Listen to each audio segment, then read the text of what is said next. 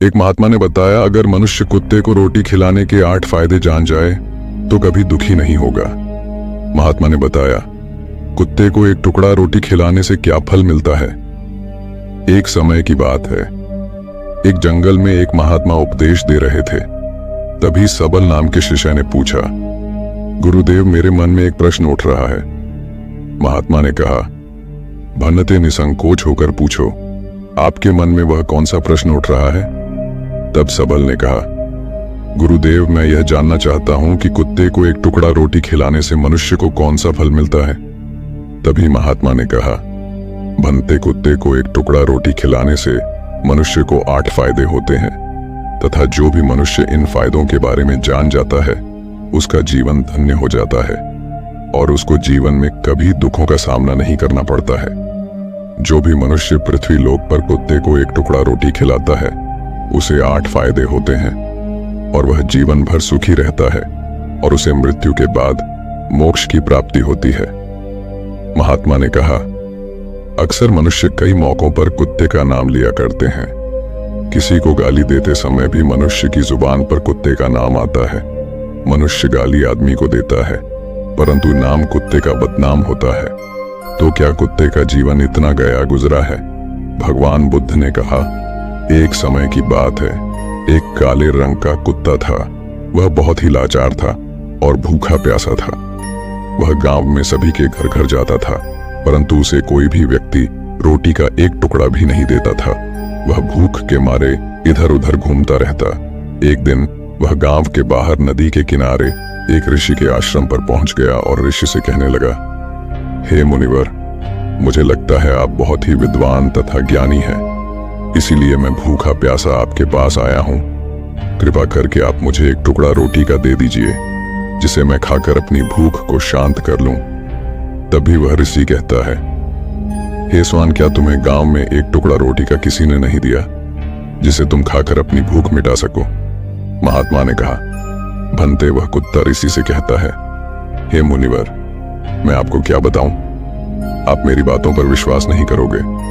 तभी वह ऋषि कहता, हे स्वान, तुम बताओ, तुम्हारी बातों पर मैं विश्वास अवश्य करूंगा। मुझे तुम बहुत ही लाचार दिखाई पड़ते हो। तभी वह कुत्ता कहता है, ठीक है मुनिवर, मैं तुम्हें अपनी बीती बताता हूं। महात्मा ने कहा, कुत्ता ऋषि से कहता है, हे मुनिवर, दुनिया के लोगों, हम पर रहम करो। हमारा कोई घर नहीं होता है, कोई आसरा नहीं होता है।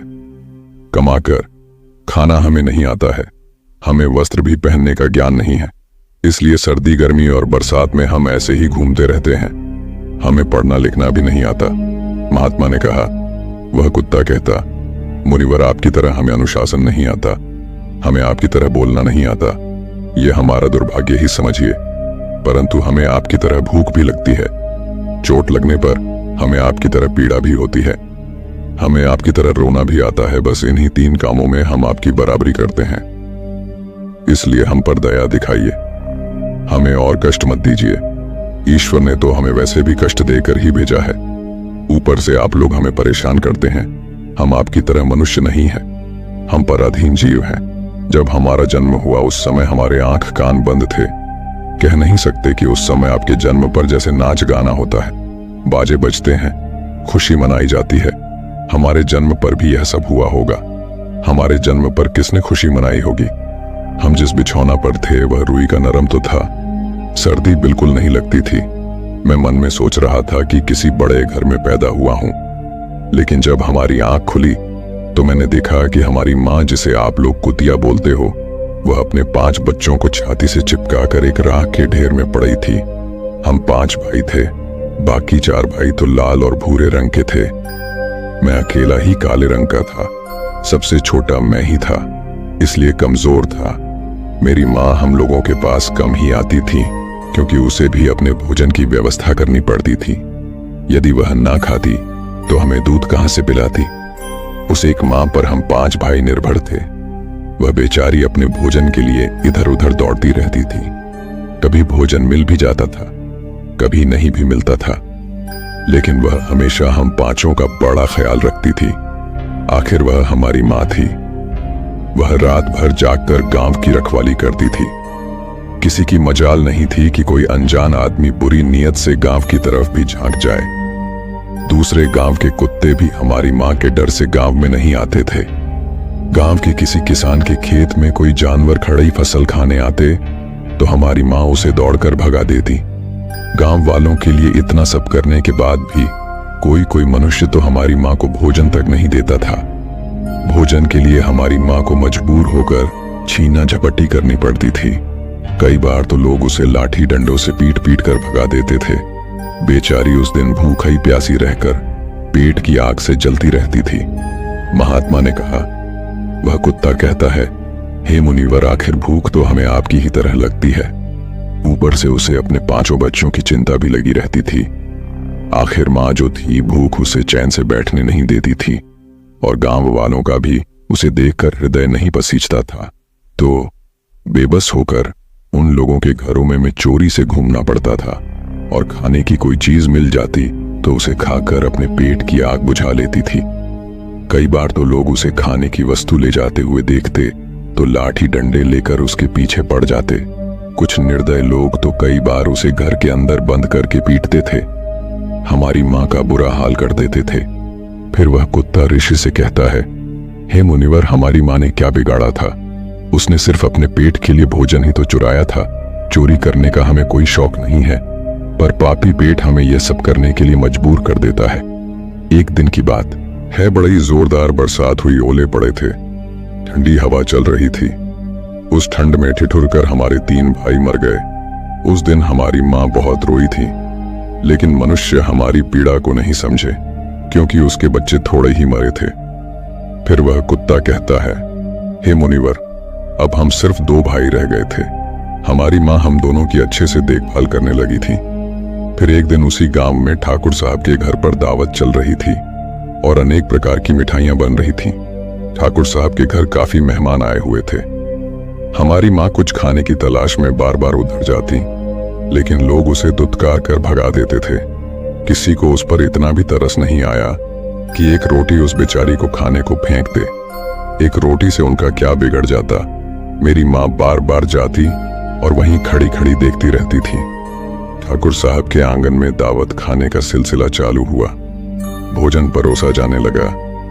मेरी मां भी वहीं जाकर पूछ हिलाने लगी। खाना परोसने वाला आदमी जब किसी काम से भीतर गया तो मेरी मां दबे पांव रोटी लेने को चल पड़ी। फिर दूसरे आदमी ने मेरी मां को जाते हुए देख लिया तो चारों ओर से लोग चिल्ला चिल्ला कर उसकी तरफ भागे। मेरी मां उनकी चीख सुनकर घबरा गई। 2-3 आदमी लाठी लेकर उसके पीछे बड़ी बेहरमी से दौड़े। मेरी मां वहां से घबराकर भागने लगी, परंतु उसे वहां से निकलने का कोई रास्ता नहीं मिला क्योंकि सामने से लोग लाठी डंडे लेकर आ रहे थे। तभी मेरी मां वहां पर जो लोग भोजन कर रहे थे उनको लांघ कर निकल गई। महात्मा ने कहा, आगे वह कुत्ता कहता है, हे मुनिवर, मेरी मां अपने निकलने पर इतनी हैरान नहीं थी जितनी कि उन लोगों को देखकर हुई थी जो वहां पर दावत खा रहे थे। वह सब उठकर खड़े हो गए। उन्होंने भोजन करना छोड़ दिया और कहने लगे कि कुतिया के लांघ जाने के कारण भोजन भ्रष्ट हो गया है। सब एक दूसरे से विचार विमर्श कर रहे थे कि अब क्या किया जाए, खाना तो सब खराब हो गया। फिर ठाकुर साहब फूट फूट कर रोने लगे।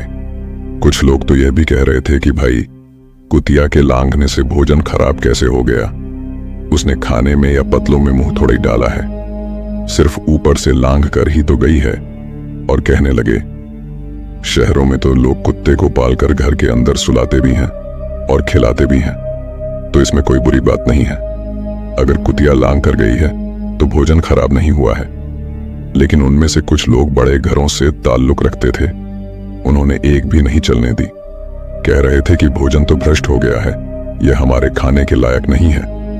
आखिरकार उन्हीं की बात मानी गई। अब तो वह सारा भोजन गरीबों में बांट दिया गया। उस दिन तो मेरी मां को खूब पेट भर के खाना मिला था। ऐसा सुख उसने जीवन में कभी नहीं पाया था, लेकिन वह सुख उसके लिए बड़ी मुसीबत बन गया। वह भोजन करके वहां आराम से लेटी ही थी, उतने में वह ठाकुर डंडा लेकर वहां आ पहुंचा और उसे बुरी तरह से पीटने लगा। उसे बाहर भागने का भी कोई अवसर नहीं मिल पाया। डंडों की चोट से वह बुरी तरह से चिल्लाने लगी। माँ का विलाप सुनकर पत्थर भी पसीज जाता है, पर उस निर्दय को उस पर जरा भी रहम नहीं आया। वह उसे कठोरता पूर्वक पीटता रहा। माँ का वह सौर पूरे गांव में सुनाई दे रहा था। तब कुछ लोग आए और उसे समझाते हुए बोले, ठाकुर साहब, जाने दो, भूख में तो आदमी की भी बुद्धि भ्रष्ट हो जाती है। ये तो एक पशु है, इसे अच्छे बुरे का क्या ज्ञान। अब इसे मारकर आपको क्या मिलेगा? जो होना था सो हो गया। लोगों के समझाने के बाद उसने हमारी माँ को पीटना बंद किया। माँ ने आकर सारी कहानी हम दोनों भाइयों को सुनाई। हमने सोचा कि कितना कष्ट भरा है हम कुत्तों का जीवन। आदमी एक रोटी के टुकड़े के बदले एक चोर की जितना पीटता है। बेकार है ऐसे लोग जो हम लोगों की पीड़ा को नहीं समझते। महात्मा ने कहा, वह कुत्ता कहता है, हे मुनिवर, एक दिन की बात है, उसी गांव के बाहर एक ब्राह्मण आकर ठहरा हुआ था। उसने अपने भोजन के लिए एक जगह चूल्हा बनाया और उस पर दाल बनाने के लिए रख दी। उसके बाद आटा गोद कर रख दिया। वह वहीं पास में कुएं पर पानी लेने चला गया। इधर कहीं से मेरी माँ भी घूमती हुई वहीं पहुंच गई। उसने आटे को देखा तो सोचने लगी कि शायद इस आटे का कोई मालिक नहीं है। यही सोचकर वह उस आटे को खाने लगी। उधर उस ब्राह्मण ने कुएं के पास से देखा कि उसका आटा एक कुतिया खा रही है, तो वह बड़ा दुखी हुआ। वह बेचारा रोने लगा, क्योंकि वह भी 2 दिनों का भूखा और थका हुआ था।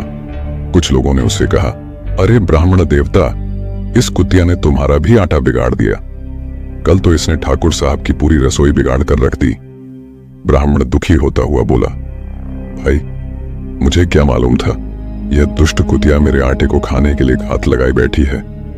ब्राह्मण ने ना आव देखा, ना ताव लाठी लेकर उस कुतिया के ऊपर टूट पड़ा। माँ उस आटे को ठीक से खा भी नहीं पाई थी, पर उससे ज्यादा की उस पर लाठी बरस गई। महीनों तक मेरी माँ लड़खड़ाते हुई घूमती रही। तब उस दिन समझ में आया कि आदमी कितना खुदगर्ज है। हम उसका कोई भी कार्य करते हैं तो भी वह हमें नहीं समझता। आगे वह कुत्ता कहता, हे मुनिवर, हमारी कमी यह है कि हम उन्हीं मतलबी इंसानों के अधीन रहना चाहते हैं जो हमें कष्ट देता है, जो हमें प्यार से खिलाता है। हम उसके कितने काम आते हैं यह उन्हें नहीं पता। उनके घर की रखवाली तो करते ही हैं, साथ ही साथ और भी बहुत सारे लाभ हैं जिन्हें मनुष्य नहीं जानता। महात्मा ने कहा, यदि मनुष्य कुत्ते को रोटी खिलाने के फायदे जान जाए तो अपने जीवन में होने वाले नुकसान से बच सकता है।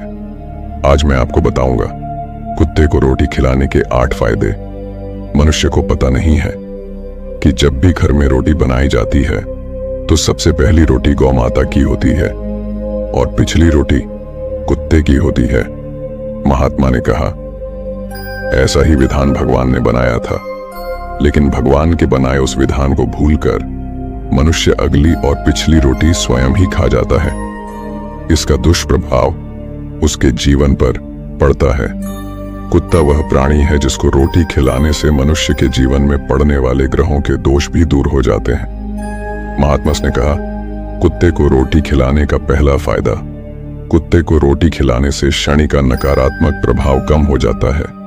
शनि ग्रह जब अपनी कुदृष्टि डालता है तो हर मनुष्य बर्बाद हो जाता है। जिस व्यक्ति पर उनकी महादशा का आरंभ हो जाता है तो बने बनाए काम अपने आप बिगड़ने लगते हैं और वह मनुष्य आर्थिक तंगी का शिकार हो जाता है।